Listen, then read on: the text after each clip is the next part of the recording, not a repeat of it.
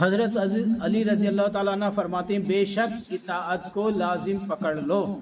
مطلب کس کی اطاعت کو لازم پکڑ لو؟ ابھی ہم پچھلی کلیم میں بتایا تھے کہ اللہ کی اطاعت.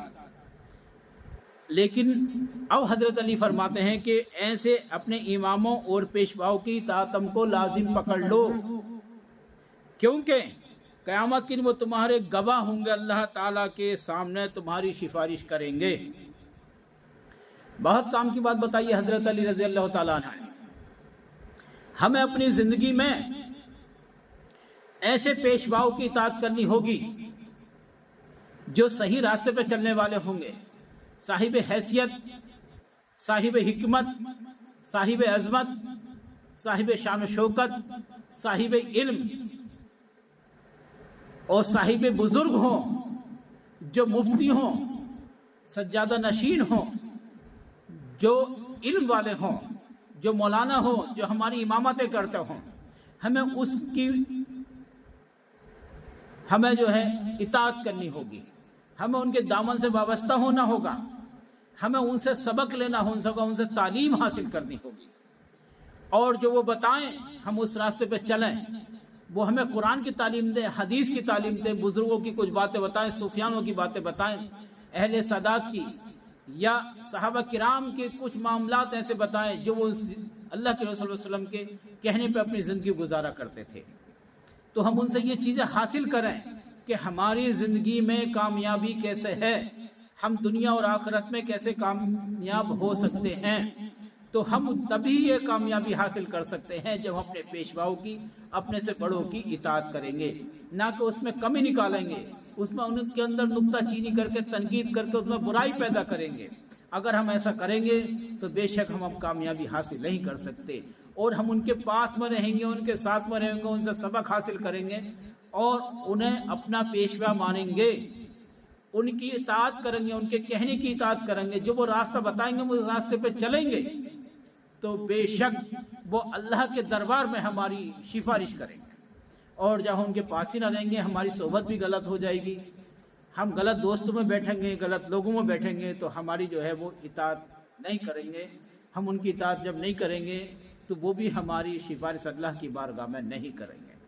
تو یہ ہمارے لیے بڑی دکھ کی بات ہوگی. اور ہم اپنے سماج میں، اپنی زندگی یعنی دنیا میں ایسے مصروف ہیں کہ ہمیں علماؤں سے کوئی بھی مشورہ لینے کی یا ان سے اطاعت کرنے کی ہمیں ضرورت ہی نہیں پڑ رہی ہے. اور ہم جو ہے اپنی زندگی میں ایسے مصروف ہو چکے ہیں کہ خود ہی چل رہے ہیں کہ ہم نے دیکھا حج کے دوران بھی جنہوں نے ٹریننگ میں کبھی حصہ نہ لیا، ٹریننگ بھی نہ لی، اور علماؤں سے بھی دریافت نہ رہے، ان سے بھی تعلق بنا رہے، اور پتہ چلا کتابیں خود تو پڑھے ہوئے تھے ہی نہیں تو کیا پڑھتے.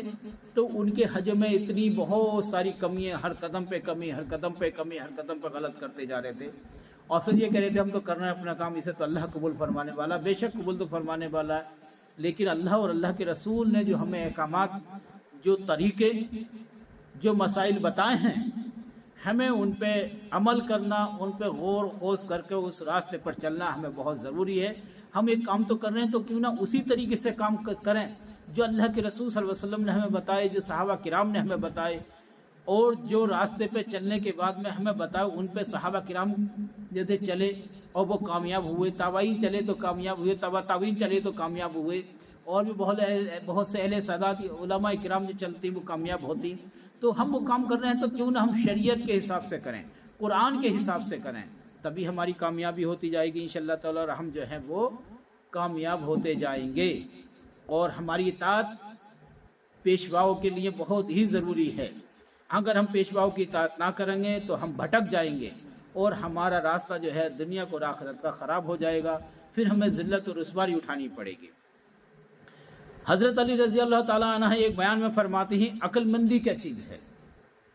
عقل مندی کیا ہے؟ جب تو اپنا قوت اور زور دکھلاتا ہے تو اس کی اطاعت الہی میں دکھلا، اور جب تو ضعیف و کمزور بنتا چاہتا ہے تو اللہ تعالیٰ کی نافرمانی سے کمزور رہے. کتنی بڑھیا بات فرمائی ہے. تو اپنا قوت اور زور دکھلاتا ہے تو اس کی اطاعت الہی میں دکھلا. اپنی طاقت دکھاتا نا، اپنے جسم کی اپنی طاقت، اپنے بازوں کی طاقت، اپنے وزن کی طاقت دکھاتا نا، تو ایسی جگہ دکھا جہاں پہ اطاعت الہی ہوتی ہو، نہ کہ ایسی جگہ دکھا تو اطاعت الہی کے خلاف ہوتی ہو. لیکن آج کل تو الٹا ہی مانا جاتا ہے کہ جہاں پہ اطاعت الہی نہ ہوتی ہے، جہاں پہ اس کے خلاف ہوتی ہے، وہیں پہ اپنی طاقت لوگ دکھانا شروع کر دیتے ہیں، جو کہ ایسا بالکل نہ ہونا چاہیے اور یہ اس کے خلاف ہے۔ اور دوسری چیز بات ہے، جب تو ضعیف و کمزور بننا چاہتا ہے تو اللہ تعالیٰ کی نافرمانی سے کمزور رہے۔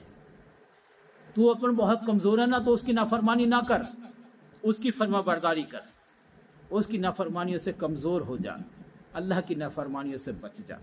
اگر تو نہ اللہ کی نافرمانیوں سے بچ جائے گا تو بے شک تیری یہاں کی زندگی بھی اور وہاں کی زندگی بھی، دنیاوی زندگی بھی اور دینی زندگی بھی، آخرت کی زندگی بھی اور یہاں کی دنیا بھی، سب کامیاب ہو جائیں گی۔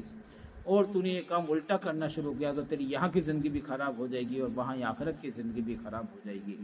تو یاد رکھو، وہ ایسا انسان کبھی بھی کامیاب نہیں ہو سکتا۔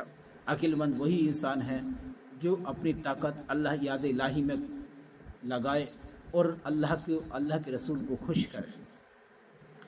اور یاد رکھو، اللہ کے رسول صلی اللہ علیہ وسلم ارشاد فرماتے ہیں اور حضرت علی کا قول ہے کہ خوشی کیا چیز ہے؟ خوشی ہے اس آنکھ کے لیے جس نے اللہ تعالیٰ کی اطاعت میں اپنی نیند کو چھوڑا۔ ہائے ہائے، حضرت علی فرماتے ہیں خوشی ہے اس آنکھ کے لیے جس نے اللہ تعالیٰ کی اطاعت میں اپنی نیند کو چھوڑ دیا۔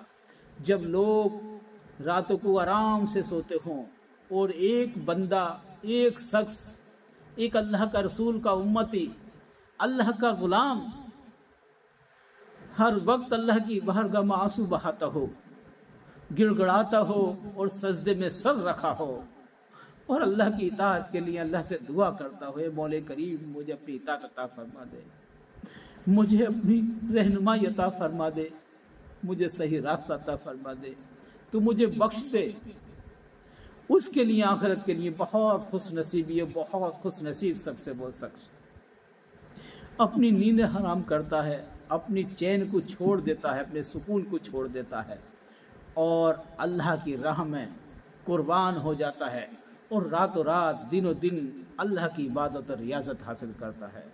اور جب اللہ کی عبادت کرتا ہے تو بے شک وہی شخص آخرت میں خوش ہو جائے گا۔